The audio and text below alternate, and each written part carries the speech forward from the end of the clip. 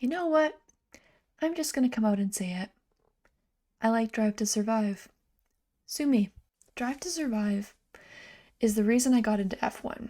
And even though I'm now going into my third season as an F1 fan, I still get a lot of enjoyment out of the show. Honestly, I really think it gets a bad rap from other F1 fans for its various inaccuracies and over-exaggerations. I think that in order to enjoy Drive to Survive, you have to kind of view it through the lens of a reality TV show rather than through the lens of a documentary. Because when you look at it, it's kind of like a show like Big Brother, where they have this competition element that sets up the drama that happens. And the producers are looking at all of this footage that they have and taking the bits that will create the best storylines. So in order to best tell the story, things might be out of order or oversimplified to make it clear to the audience the story that they're trying to portray. It might not always be 100% accurate, but I think it captures the general gist of what happened. So I find that if you view the show with this in mind, you'll get a lot more out of it. You kind of have to take it with a grain of salt. The people who complain about the inaccuracies, I think the show just isn't for you. And there are a bunch of other producers of documentaries such as Sky or F1 TV, and those show a much more accurate portrayal of what happened. It just isn't as dramatic and might not have the same behind-the-scenes access. Because the behind-the-scenes is the best part of the show.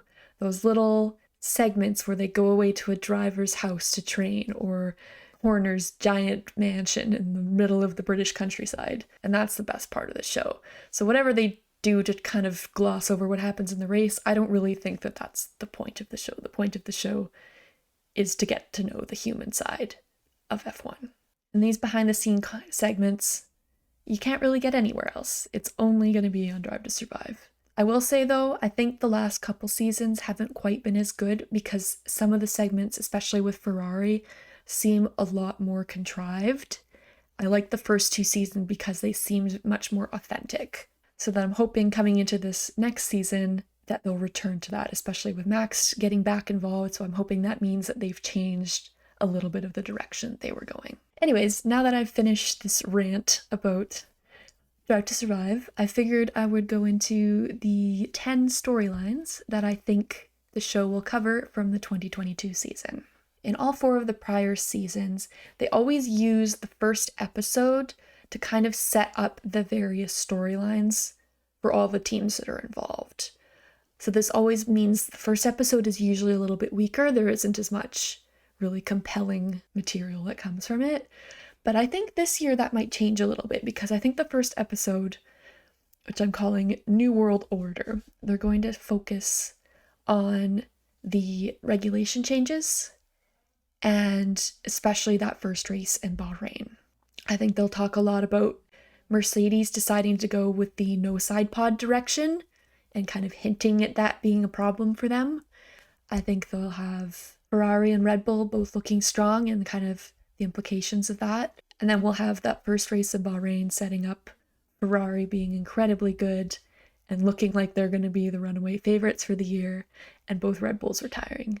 We'll also probably see the start of McLaren struggling and also the strong start from Haas and Alfa Romeo.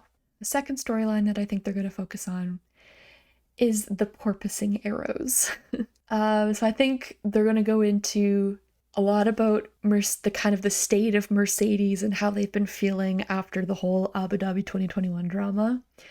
And kind of, they might rehash Toto saying that everyone has a target on their backs.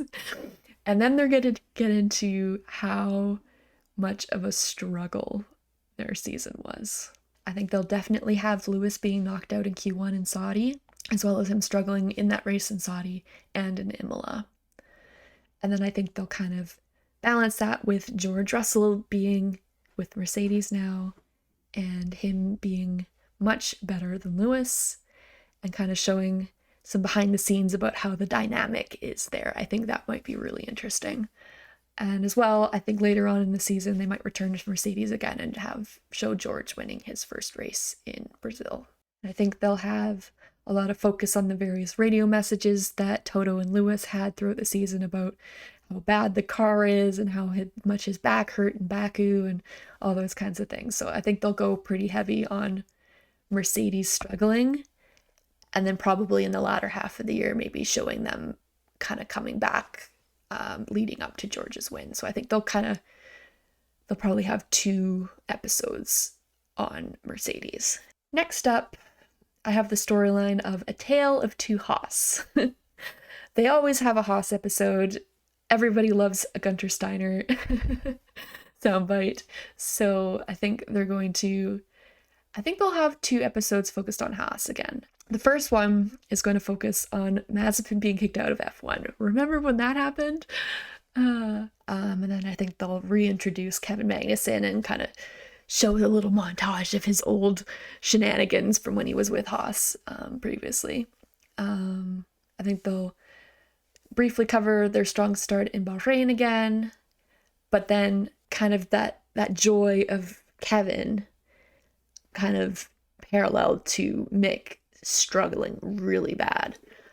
So obviously showing his crash in Saudi qualifying and in Monaco. And hopefully we'll get a little bit of insight here on kind of what happened with Mick and why the relationship with Haas seemed to fall apart there. And then later on in the season, I think they'll do another little episode with Haas, and that'll focus on obviously Kevin's pole in Brazil. I'm really hoping that they focus on that, although I know that they usually don't film a lot of behind the scenes in Brazil, so I'm hoping they got stuff there, but we'll see. And then Mick losing his seat to Nico Hülkenberg. So yeah, I think a couple of Haas episodes. Next up, I have storyline I'm calling Into the Deep End. And I think this one will focus on Alfa Romeo. I think the main focus here is going to be Zhou Guanyu's crash in Silverstone. So I think they'll kind of reintroduce him because they always like to kind of pick one rookie to kind of focus on every year. And so I think they'll go a little bit into him, which I think I would really like because I still don't know very much about Zhou. I'm hoping they'll have a little bit of Valtteri stuff there because they always seem to have an episode on him. And yeah, maybe finish it off with Zhou getting his seat again.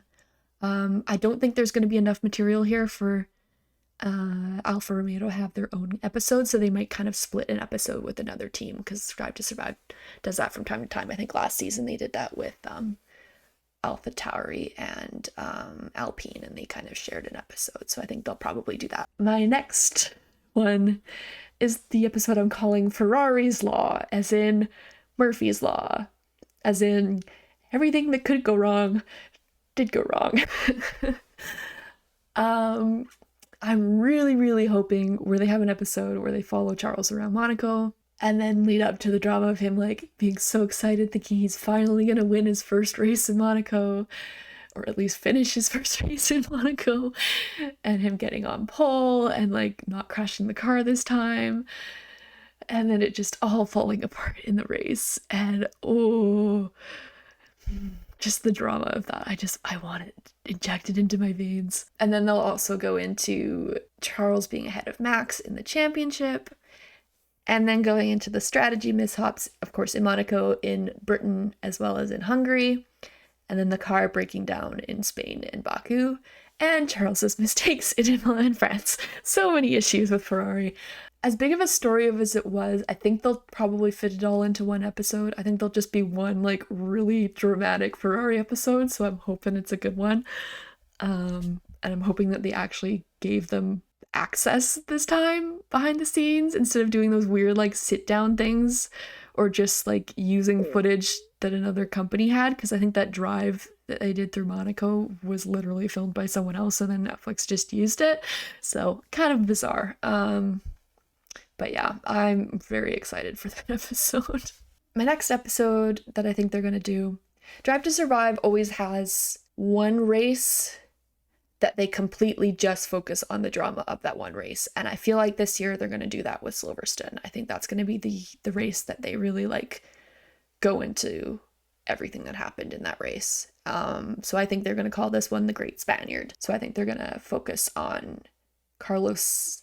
Okay, I think I think the Ferraris Law episode is going to focus more on Charles, and I think this one's going to focus more on Carlos. And so they're going to show Carlos struggling at the start of the year with the car and just having like extreme unluckiness, and then him finally starting to kind of get a hang of things, and then getting his pole in Great Britain, and then his win. And yeah, so I feel like this episode might be the one that they kind of split with the Alfa Romeo episode with Joe. Next up, I have the episode that I'm calling Fallen Hero.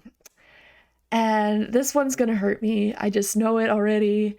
They're just gonna have a lot of just really sad moments. And it's gonna be the Daniel Ricciardo episode. I think they're gonna probably fabricate some drama between him and Lando. I think they're just gonna have to like completely eulogize his entire arc on Drive to Survive, and from his like start at Red Bull to his great season at Renault, and then his just complete downfall at McLaren, and him but basically getting fired from his seat at McLaren. Oh, it's going to be bad. Oh, it's going to be so bad. They're going to have him taking out Carlos in Imola, probably his like spin with Lance in Hungary, Lando getting a podium and him being at the back of the grid, just him constantly struggling in Britain and the United States. And then maybe they'll show a little bit of his race in Mexico, although I feel like they're going to be focusing more on the downfall. And so I'm thinking they're only going to have one McLaren related episode this year. I think in seasons past they've had two, but I think there's really only enough material there for one. Next up, I have an episode called What Is It About the French? And it's going to be all about the drama at Alpine. It's going to be Fernando and Esteban not getting along, maybe showing some behind the scenes of the tension there. Fernando always likes to be involved in the drama, and he's been consistently involved every season that he's been in F1 with Drive to Survive. So I'm sure that they'll have a little bit with him. So they'll have a lot of the radio messages and the racing in Saudi and Hungary, where they were racing extremely hard against each other. Maybe have like Esteban's comments about Fernando not doing much testing in the off season or whatever happened. And then maybe show Fernando's comeback drive at Coda if this is later in the year. Because honestly, I really think that it's going to be like first half of the season heavy, because everything that happened in the second half was just like extremely boring. Like nothing really happened. It was just Red Bull winning every single week. So I think, yeah, all of the storylines are going to focus on stuff from the first half. And then I think the episode is going to end with Fernando announcing that he's leaving to go to Aston Martin. And that'll kind of be the bombshell at the end of that episode. And then they go into episode 9, which I am hoping they do this justice, because if they don't, I think everyone's going to be very upset. I think they're going to do an entire episode focused on the craziness that was silly season last year, and they're just going to call it the silliest season. I think they're going to have, obviously in the McLaren episode, they're going to have Daniel having been kicked out of that seat. And then in the Alpine episode, they're going to have Fernando having moved. So that'll set up the scenario where Oscar Piastri, and so I'm hoping that they actually like talk to Oscar and have a bit of content with him, because I think that'll make it really interesting. I mean, I'm sure they'll probably have gotten it after the fact. But I think they'll go into like I have that like visual of his tweet just like flashing on the screen and them using like the Twitter Twitter notification noise. And then just like the dramatic music, like, oh, I can see how they're editing it. But yeah, I really hope they do this justice. And then they're going to have them all like speculating about who's going to take the seat. So maybe in this episode, they'll focus a little bit on like AlphaTauri or something, or maybe they'll like combine this episode with the Alpine Drama episode, just to kind of have that entire storyline kind of flow. But one thing I'm really, really hoping they do with this is have like a Sebastian Vettel tribute moment, because they did this with Fernando in the first season. For Seb's kind of been a forgotten character, and he like featured a little bit in like the Ferrari episodes with Charles. But yeah, I really hope they go back to him and kind of give him a good send off. But yeah, I'm really hoping they do silly season justice, because just like that tweet will live on in infamy. Oh, so good. And then the last thing that I think they're going to cover is an episode I'm calling Trouble in Paradise. So I think this episode will focus entirely on Red Bull's dominance in the second half of the season. They're going to finally have a segment with Max, since he's refused to do any of that since the first season. And we'll hopefully get some behind the scenes with him to kind of show his human side a little bit, because I don't think they've ever done like a segment like that with him, because I know they had that one scene with him like on a boat in Monaco, and that was it. Other than that, they haven't really gotten into him yet. So I want to see the human side of Max. And then I think they're going to go into the financial regulations and cost capping. They're going to go into that infamous press conference between Zach Brown and Kristen Horner, and then have the results of that being Red Bull losing wind tunnel time.